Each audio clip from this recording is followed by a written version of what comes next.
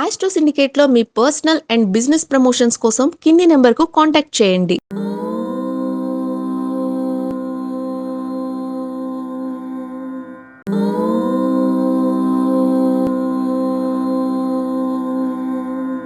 నమస్కారం గురుగారు. సమస్త సన్మంగళాని భవంతు అష్టైశ్వర్యవతి భవ. గురుగారు ఇప్పుడు జరుగుతున్న ప్రమాదాలు అనుకోవచ్చు. మనకి వెంటనే గుర్తొచ్చేది బ్రహ్మంగారి కాలజ్ఞానంలో ఈ విధంగా రాసుంది. అందుకే ఈ విధంగా జరుగుతున్నాయని చాలామంది అంటూ ఉన్నారు. ఈ 2026లో కూడా మళ్ళీ ప్రమాదాలు జరిగే అవకాశం ఉందంటారా? ఇంకా ఎక్కువ జరగొచ్చంటారా? అంటే ప్రెజెంట్ చూసుకున్నట్లయితే మనం ఏ తప్పు చేసినా ఏదైనా కర్మ అనేది తొందరగా చూపిస్తుందనే మాట కూడా మనం ఎక్కువగా వింటూ ఉన్నాం. జరిగే అవకాశం ఉందంటారా? స్వయం కృతాపరాధాలు ఎక్కువ ఉంటాయి నాన్న. మొన్నటి ఇందాక ఒక మాట అన్నావు కదా, మనం చేసే కర్మ మనకి బాధ్యత ఎక్కువ తీసుకుంటుందనే విషయంలో. ఎంత మీరు పుణ్యం చేస్తే అంత పుణ్యాన్ని మనం తీసుకోవచ్చు. ఎంత పాపం చేస్తే అంత పాపం తీసుకోవచ్చు. మరి స్వామి నేను పాపం చేస్తే నా పిల్లలకి ఎఫెక్ట్ పడుతుందా అంటే, నీ కర్మతో పుట్టారుగా, నీ కర్మకు పుట్టారు కాబట్టి ఆ కర్మను వాళ్ళు భరించాల్సిందే కదా. కాబట్టి మనం చేసేటువంటి ఏ పాపకరమైన సరే, పుణ్యకరమైన సరే పిల్లలకి అనుభవించే అవకాశం. దీనిని జ్యోతిష్య పరిభాషలో బాలారిష్టం అంటారు. బాలారిష్టం అంటే పిల్లలు పుట్టినప్పటి నుంచి 12 సంవత్సరాల వరకు బాలారిష్టం ఉంటుంది. అసలు బాలారిష్టం అంటే ఏమిటి అంటే, తల్లి తండ్రి చేసేటువంటి ఏ పుణ్యఫలమైనా పిల్లలకి అందుతుంది, ఏ పాపకరమైన వాళ్ళకి అందుతుంది. కాబట్టి మీరు చేసేటువంటి పాప పుణ్య కర్మల ఫలితము పిల్లవాడికి 12 ఏళ్ల వరకు అది బాగా నిక్షిప్తమై ఉంటుంది. వాడు పెరిగిన తర్వాత దాని ఎఫెక్ట్ కూడా ఉంటుంది ఖచ్చితంగా. 12 ఏళ్ల తర్వాత వాని యొక్క పుణ్యబలం, వాని యొక్క పాప ఫలితం వాడు అనుభవిస్తాడు.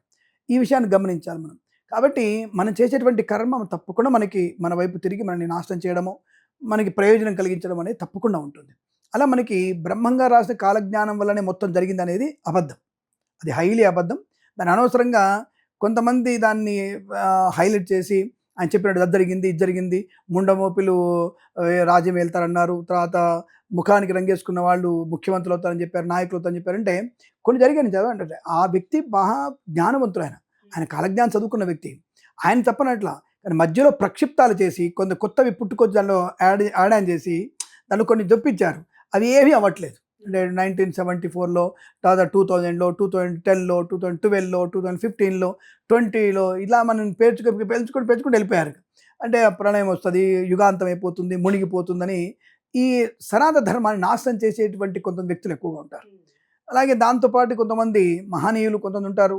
అంటే మంత్రులు, పెద్ద పెద్ద స్థానంలో ఉన్న వాళ్ళందరూ కూడా వచ్చేసి మీకు తాగడానికి ఈ దేవత, తినడానికి ఆ దేవత, లేచిపోవడానికి ఈ దేవత అని చెప్పేటువంటి దరిద్రపు వ్యక్తులు కూడా మన ఎక్కువగా ఉంటారు. సో ఇటువంటి వ్యక్తులు కొంతమంది న్యాయమూర్తులు అయితే ఏకంగా మీకు దేవుడి గురించి చెప్పారా, పోయి విష్ణుమూర్తి దండం పెట్టుకోవడం అని చెప్పినటువంటి మహానుభావులు కూడా ఉన్నారు. సో ముఖ్యమైనటువంటి న్యాయమూర్తులు వాళ్ళు. అంటే మన దేశ దౌర్భాగ్యం ఏంటంటే ఇలా మనకున్నటువంటి సనాతన ధర్మాన్ని నాశనం చేయడానికి కంకణ వ్యక్తులు చాలామంది ఉంటారు. దాంట్లో కూడా ఇలాంటి మళ్ళీ ప్రక్షిప్తారు. అంటే ఈ జ్యోతిష్యం తప్పని, ఈ జ్యోతిష్యం రాంగని అదొక తప్పు. రెండోది ఇప్పుడు మేము ముహూర్తాలు పెట్టే విషయంలో ఒకళ్ళని కొట్టుకోవడం, నాది చాంద్రమానం, నాది సూర్యమానం, నా దృక్ సిద్ధాంతం, నాది పూర్వ సిద్ధాంతం అని కొట్టుకొని సమాజానికి మనం సరైనటువంటి దిక్సూచిగా లేకపోవడం అనేది సనాతన ఉన్నటువంటి మొట్టమొదటి దరిద్రం ఇది. కాబట్టి జ్యోతిష్కులు కానీ, పురోహితులు కానీ, అలాగే వేద పండితులు కానీ, ఇంకా ధర్మాన్ని పాటించే వాళ్ళు కానీ వీళ్ళందరూ కూడా సరైనటువంటి దృక్పథంతో లేకపోవడం వల్ల పాపాలు పెరిగిపోతూ ఉంటాయి. ఇప్పుడు నేను ఒక ముహూర్తం చెప్పాను నీకు, అమ్మ ఈ ముహూర్తం గృహప్రవేశం చేసుకోమ్మా అన్నాను, లేకపోతే ఈ ముహూర్తంలో పెళ్ళి అని చెప్పాను. నా పక్కోడు వచ్చేసి ఈ చాంద్రమాన ప్రకారంగా ఇక్కడ మీకు దుర్ముహూర్తం ఉంది, ఈ లగ్నం కరెక్ట్ కాదు, ఈ లగ్నంలో చేసుకుంటే నువ్వు విడిపోతావు, నువ్వు ముండమోస్తావు అంటాడు. మరి ఏమో శుభం పలక పెళ్లి కొడుకు అంటే నువ్వు దాన్ని దద్దరంగా మారుతావు అని చెప్పేసి మాకు మేము చర్చలు. ఈ ముహూర్తంలో ఈయన సూత్రం తీసుకొస్తాడు, ఈయన సూత్రం తీసుకొస్తాడు, ఈయన ఇంకొకటి పుస్తకం తీసుకొస్తాడు, ఈ నార సంహిత అంటాడు, ఈయన పరాజర సంహిత అంటాడు. ఒరే మొత్తసరికి సామాన్య జనాలకి అర్థం కాక హ్యాపీ నాకు ఇది వద్దని చెప్పేసి పొదంప మనం పోయి అక్కడ అరసమాలు చేసుకుందాం, లేదా గుళ్ళో పోయి దండలు మార్చుకుందాం చెప్పేస్తున్నారు. అంటే నీ దౌర్భాగ్యం ఏంటంటే నువ్వు సరైనటువంటి వ్యక్తులకి సరైన నిర్దేశం చేయకుండా చెడగొడుతున్నావు.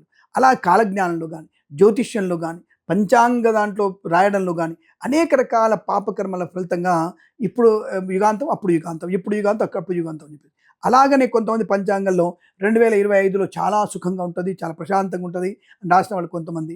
ఏదో దొరక నీకు సెప్టెంబర్లో నీకు వాహన ప్రమాదం జరుగుతుంది, బస్సు ప్రమాదం చెప్పేసి ఒక టక్ రాగానే నేను చెప్పింది హైలైట్ అయింది, బస్సు ప్రమాదం జరిగింది ఏం చెప్పానని ఒక ఆయన వచ్చేసి నేను వరదలు వస్తాయని చెప్పాను, వరదలు కొట్టుకొని చెప్పాను ఒక ఆయన.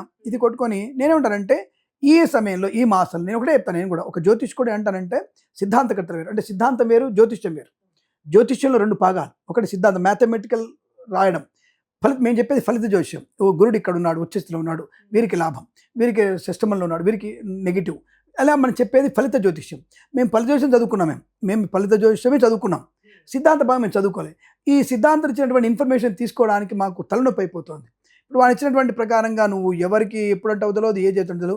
ఇలా ఆయన ఇచ్చినదాన్ని ఏమంటే ఈ టైంలో శుభలగ్నం ఉందని చెప్పేసరికి ఆ లగ్నం పెట్టామనుకో, ప్రతిష్ఠ పెట్టామనుకో, ఆ ప్రతిష్ఠ కాస్త అది నెగిటివ్ లగ్నం అయిపోయి అక్కడ దుర్ముహూర్తమో వర్జమో ఉంటుంది. దాన్ని పెడతాం. ఆ గుడి వల్ల చుట్టూ నాశనమే, అనారోగ్యాలు, తలకాయ నొప్పులు, ప్రయాణ నష్టాలు. ఇప్పుడు విదేశీ ప్రయాణం పెడతాం ముహూర్తం, అది నష్టాన్ని పొందుకోవడం, అనేక రకాల అంటే దరిద్రంతో బాధపడేటువంటి ముహూర్తాలు ఎక్కువ ఉన్నాయి. అంటే ఎవరిని నమ్మాలి?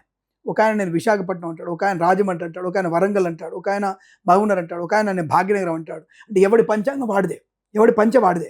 ఈ విషయాన్ని గమనించకుండా మరి మేమే కొట్టుకుంటున్నప్పుడు మేము అందరూ ఏమవుతుంటే కిరణ్ శర్మ చెప్తే కరెక్ట్ అనుకున్నాడు, నేను పలానా టైం అనగానే పక్కన మీ అమ్మగారు వెళ్ళి పలానా రాజమండ్రి మూర్తి గారి ముహూర్తం చెప్పారంటే ముహూర్తాన్ని ముందు గంట తేడా ఉంటుంది. అదంటే శర్మ గారు మిమ్మల్ని నమ్మేమో గంట ముందు మూడు పెట్టారు, గంట ఆయన పెట్టాడు, ఏది కరెక్ట్ అంటే ఏం ఆర్గ్యుమెంట్ చేయాలి అక్కడ? ఎవరు ఆర్గ్యుమెంట్ చేసుకోవాలి? ఇద్దరు నమ్మకుండా మీరు ఏం చేస్తారు అంటే పంచాంగం ఒక ముహూర్తం ఉంది కదా దాన్ని ఫాలో అని చెప్పి క్యాలెండర్ ఫాలో అవుతున్నారు. అంటే మనకున్నటువంటి సమాచారాన్ని సరైనటువంటి సమాచారంగా ఇవ్వకుండా, దిక్సూచిగా లేకుండా, ప్రమాదాన్ని మన కరెక్ట్గా చెప్పకుండా మనం చేసే పనులు 2025లో ప్రమాదాలు వచ్చాయి, 26లో కూడా వచ్చేస్తాయి. రాకుండా ఎందుకు ఉంటాయి? ఎప్పుడైతే మీకు అష్టమ శని కుజుడు కలుస్తాడో, ఎప్పుడైతే అష్టమంలో రాహు శని కుజుడు కలుస్తాడో, ఎప్పుడైతే మీకు షష్టమ స్థానంలో చంద్రుడు కుజుడు కలుస్తాడో అక్కడ తప్పకుండా వాహన ప్రమాదాలు ఖచ్చితంగా ఉంటాయి. No doubt about it. రెండోది, చంద్రుడితో పాపగ్రహమైనటువంటి శని బుధుడు కలిశారనుకో వరదలు వస్తాయి అక్కడ ఖచ్చితంగా. వరదలే, మీకు దాని ఇంకోటే లేదు. అవి ఎప్పుడు కలుస్తారు? తప్పకుండా శ్రావణ భాద్రపదుల్ని కలుస్తారు వాళ్ళు, ఇంకెప్పుడు కలవరు వాళ్ళు, అక్కడే కలుస్తారు వాళ్ళు. కాబట్టి ఆ కలిసినప్పుడు తప్పకుండా ప్రమాదాలు జరుగుతూనే ఉంటాయి. అంటే వర్షకాలంలో వర్షకాల ప్రమాదాలు, ఎండాకాలంలో అగ్నిదగ్ధ ప్రమాదాలు, చలికాలంలో అనవసరమైనటువంటి రోగులు రొప్పులు వచ్చే అవకాశం. ఇది కామన్ కదండి అని అంటాడు సైంటిస్టు. ఇక్కడేమంటాను, ఆ తప్పించుకోవచ్చు. ఆ ప్రమాద తీవ్రత ఎక్కడుందో చెప్పండి అంటా నేను. ఇగో ఈ నెలలో ఈ వైపున ఈ ప్రాంతంలో ఇటువంటి ప్రమాదం ఉంది అని చెప్పగలిగితే తప్పకుండా మనం ఫాలో అవుతాం కదా. తెలంగాణలో నల్లగొండ దగ్గర నీకు ఏప్రిల్లో ప్రమాదాలు, జాగ్రత్తగా ఉంటాం.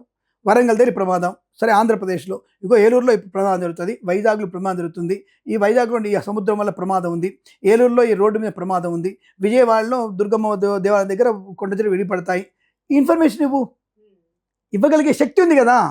ప్రతి అంగుళం నుంచి మొత్తం ప్రపంచం గురించి కాదు, సువర్లోకం కూడా, అంతరిక్షాన్ని కూడా మనం చూడగలిగే అవకాశం జ్యోతిష్యంలో ఉంది. అలాంటప్పుడు ఎందుకు చెప్పలేకపోతా అంటున్నావు నువ్వు? అన్నీ చెప్తా అంటున్నావు మనం, మరి చెప్పడానికి ఎందుకు మీకు ధైర్యం సరిపోవట్లేదు? నేను ఇలా చెప్పంటాను. ఇలా చెప్పితే మనల్ని ఇప్పుడు ఆ ప్రాంతంలో వైజాగ్ ప్రాంతంలో పంచాంగాన్ని ఫాలో అవుతారు, అందరికీ ఆమోదయోగ్యం, ఇండియా మొత్తం ఆమోదయోగ్యం ఉండాలి. అటువంటి పంచాంగం ఒకటి ఉంది, ఆంధ్రపత్రిక అనే పంచాంగం ఇప్పటికి ఉంది. భారతదేశం మొత్తం కూడా రూఢిగా ఫాలో అవుతూ ఒక పంచాంగం ఉంది, దాని పేరు ఆంధ్రపత్రిక. ఒకప్పుడు అది మన తెలుగు వాళ్ళు రాసిందే. ఆ పత్రిక ఉత్తరప్రదేశ్ వాళ్ళు ఓకే అన్నారు, కానీ మన వాళ్ళు దాన్ని ముందుకెళ్ళరే. అటువంటి పంచాంగాన్ని పర్ఫెక్ట్గా తీసుకొని మీరు ముందుకెళ్ళగలిగితే తప్పకుండా దాని మంచి చెడు చెప్పగలిగితే మీకు ఎటువంటి ఇబ్బందులు ఉండవు. 26లో ప్రమాదాలు ఉన్నాయి, తప్పించుకునే మార్గం ఏం చెప్పండి ఫస్ట్ అంటే హనుమాన్ చాలీసా పారాయణం. ప్రతి గుడిలో హనుమాన్ చాలీసా పారాయణం. ప్రతి ఇంట్లోంచి మీరు బయటికి వెళ్తున్నప్పుడు ఆడ మగ పిల్లలందరూ కూడా రామనామస్మరణ చేసుకుంటూ వెళ్తే అద్భుతమైనటువంటి ఆనందయుగం ఉంటుంది, మంచి ఐశ్వర్యం ఉంటుంది. ప్రమాదం కలుగుతుంది, కర్మను తగ్గించలేం, కర్మను తప్పించలేం, కర్మను తగ్గించుకోవచ్చు. ఇప్పుడు కారు యాక్సిడెంట్ అవ్వాలి, కార్ డోర్లో చేయబడింది, నో ప్రాబ్లం, వేలు చిచ్చుకుపోయింది, సరే నా 1 వీక్ 10 days 1 month కట్టుకొని కూర్చుంటాం. కారు పోయి లోయలో పడితే మనం తిరిగి వచ్చేది లేదుగా. కాబట్టి కర్మని తప్పించుకునే అవకాశం కానీ తగ్గించుకోవచ్చు. దానివల్ల ఏంటిది? మంత్రోచ్చారణ.